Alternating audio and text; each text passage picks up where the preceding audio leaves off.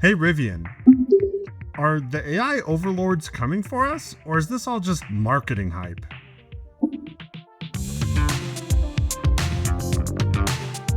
Rivian has been telling us that they're all in on autonomy. I mean, back in December, they had a whole press event that they called AI and Autonomy Day. And I think the R2 is kind of going to be a big moment. I think the R2 is really the first embodiment of what their vision for the future looks like with an AI defined vehicle. Now, to be fair, in 2026, AI is kind of meaningless. It's just a hype word that's getting thrown around by every company under the sun that's trying to get part of the hype. And we have AI toothbrushes and AI refrigerators. But in Rivian's case, I think they're actually putting their money where their mouth is. At this event in December, they talked about some of the big things. They talked about their Rivian digital assistant that's an AI platform. They talked about their point-to-point self-driving model that's also an AI platform. But there's some other things I talked about that aren't getting as much publicity, but I would say arguably could be more important for Rivian's AI future. So with all this buzzword AI getting thrown around, what difference does it make? Well, let's talk about that. If you're new here, I'm Mike, you're watching Thunderbolt Auto, and in this one, we're talking about Rivian's Unified Intelligence, their AI platform. If you're interested in talking about the tech that's going into EVs and self-driving and all of this nerdy stuff, you're in the right place. Hit subscribe because that is my bread and butter. In order to talk about what an AI-defined vehicle means, we need to talk about what a software-defined vehicle means. This is a concept that was sort of introduced to the world by Tesla, where you have a centralized computer system that controls most or all of the vehicle, and it downloads regular updates and gets new features and improves over time. Genuinely very cool. An AI-defined vehicle, on the other hand, doesn't simply just download updates and get new features. It actively learns, it adapts, and it has the potential to be even more personalized than a software-defined vehicle. It can learn from you and your circumstances. It can adapt to the roads that you drive on specifically.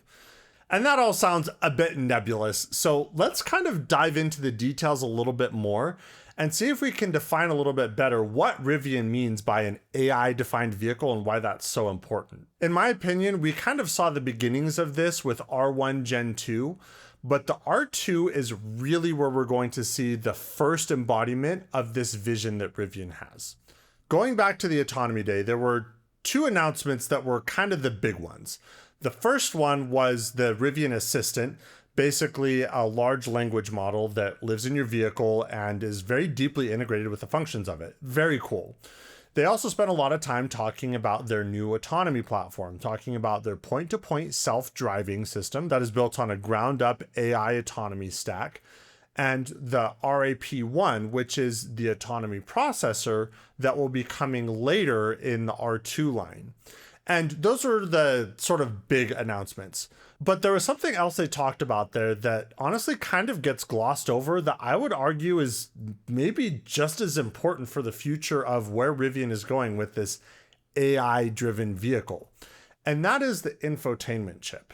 The new infotainment processor in the R2 is supposed to have 200 sparse TOPS of AI performance.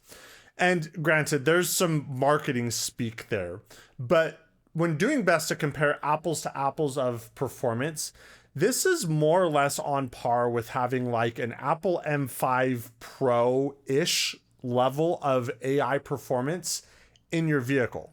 So essentially, we have a high-end smartphone worth of AI performance on the R1 infotainment computer, and we're going to a full high-end laptop, the Apple M5 Pro, sitting in the R2. But why? What are they doing with that? That, detective, is the right question. Well, the only clue that we really have here is Rivian Assistant. Also, quick side note on that from the intro. I don't actually have Rivian Assistant on my vehicle. That was just a bit of movie magic. I don't know anything that you don't know. All we know is that RJ said it's in the coming weeks that it will be released. So hopefully that means sooner than later. But that's really the only thing that Rivian has talked about that AI processing power could possibly be used for on the R2. And yes, I'm sure that will be legitimately helpful. When you're doing more basic commands to interact with the vehicle that don't require internet connectivity, it can be processed right there on the vehicle and happen much quicker. And with all of that extra horsepower that lives in the R2, a lot more of those requests can happen in the vehicle instead of going to the cloud.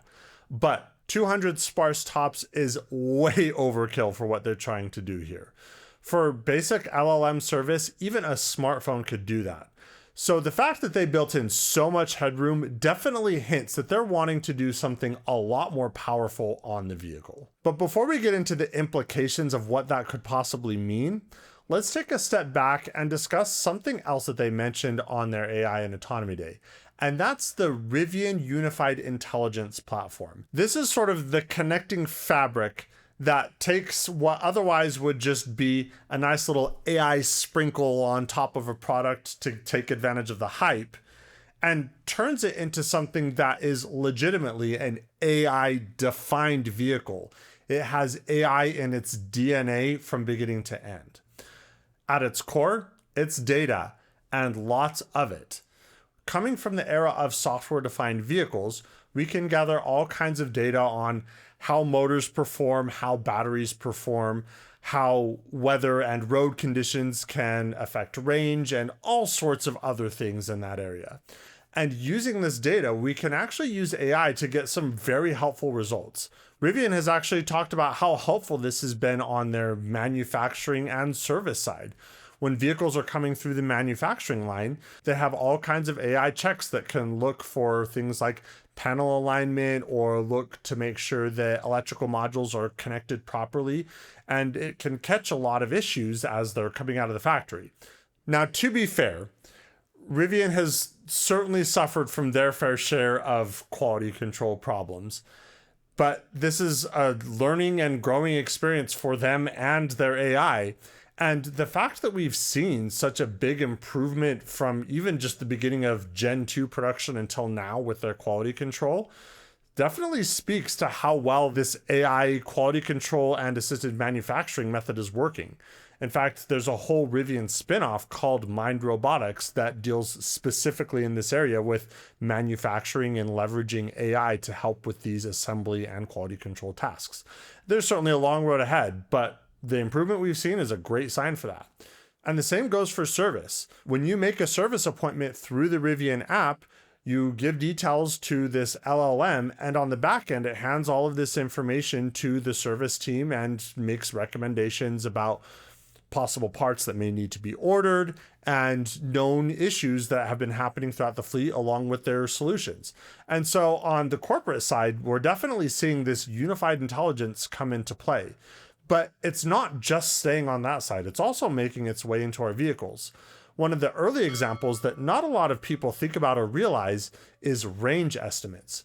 For current R1 owners, when you type a destination into the nav and Google Maps creates a route for you, you may have noticed that the range estimate is actually quite a bit more accurate than it used to be. And that's another place where we're seeing this machine learning algorithm come into play. We're seeing it take into account weather conditions and road conditions, elevation, and your driving style. And it comes up with actually a very accurate range estimate. This also comes into play with towing, for example. It can more or less calculate the weight of a trailer based on readings from the suspension and the readings from the motors as you drive around. And these are just a couple examples of the Rivian Unified Intelligence that we're seeing in our vehicles today. And of course, the more obvious one is the self-driving system. Universal Hands-Free has made a massive improvement even since we just got it a few short months ago.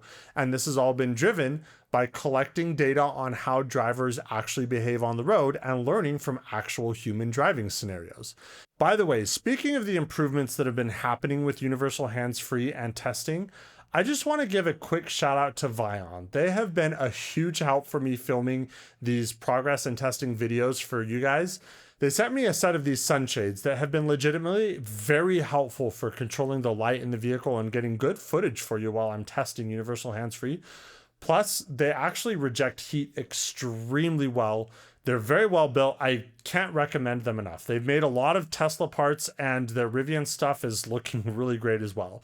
So you can use my referral code TVOLT to get 10% off, and I'll have a link in the description. So now that brings us back to the R2 and why it has 200 TOPS of AI compute that is separate from the autonomy system.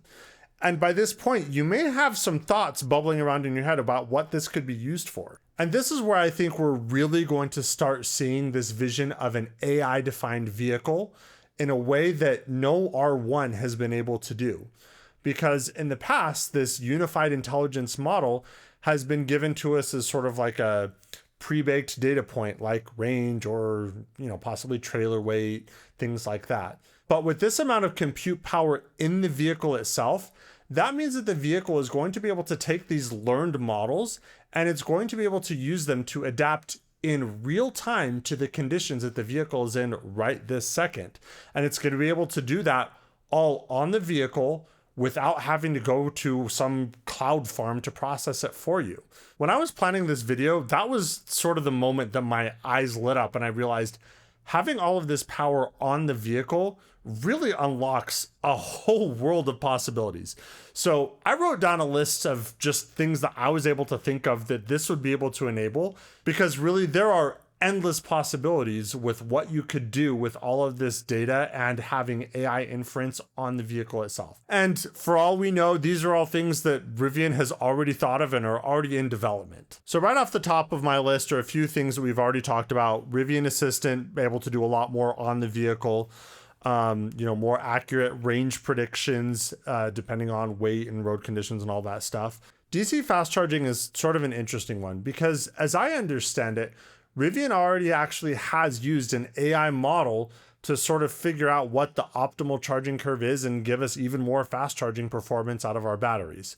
But what if instead of relying on a predefined set of data that came from an AI model, the AI model ran on the vehicle itself in real time and was able to squeeze even more fast charging performance out of the battery?